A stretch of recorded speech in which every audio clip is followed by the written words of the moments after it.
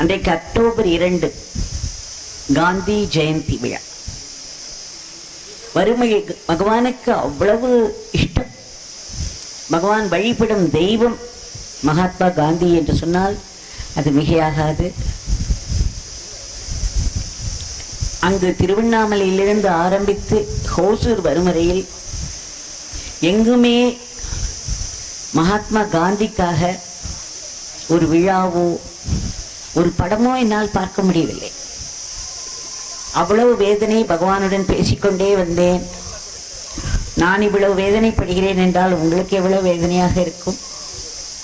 இவ்வளவு சீக்கிரம் மகாத்மா காந்தியை மறந்து விட்டோமா என்றெல்லாம் ஒரே வருத்தமாய் இருந்தது. அதன் பிறகு இங்கே வந்து மகாத்மா காந்திக்கு ஒரு படம் வாங்கி ஹோசூரில் விலைக்கு இங்கு வைத்து அவருக்கு ஒரு மாலை போட்டு எல்லாம் உங்களுக்கு ஞாபகம் இருக்கும் என்று நினைக்கிறேன். அதை வைத்து ஒரு அற்புதத்தை நடத்தினார் பகவான்.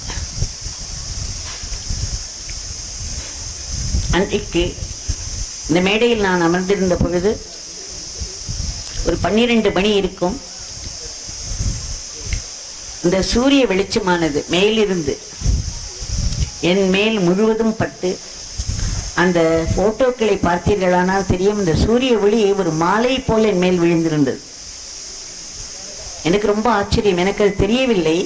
சூரிய ஒளி படுவதை உணர்ந்தேன். பின்னால் அந்த போட்டோக்களை பார்த்த பிறகுதான் எனக்கு தெரிந்தது.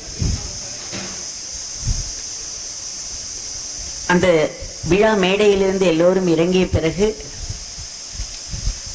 திரு சூரியமூர்த்தியும் திரு பிரதீப் அவர்கள்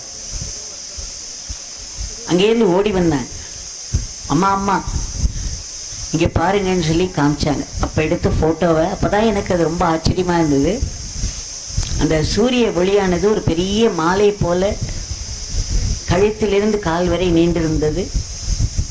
அது மட்டுமல்ல, அவர்கள் சொன்னார்கள், இந்த நேரத்தில் கன்னியாகுமரியில் அக்டோபர் 2 அந்த மகாத்மா காந்தியினுடைய கலசத்தின் மேல் இந்த சூரிய ஒளி விழும். அது இன்று உங்கள் மேல் விழுந்து சரியாக அதே நேரத்திற்கு என் மேல் விழுந்தது. அன்றைக்கு பகவானுடைய ஒரு பேர் அருளாகவும் மகாத்மா காந்தியினுடைய ஒரு விசேஷ அருளாகவும்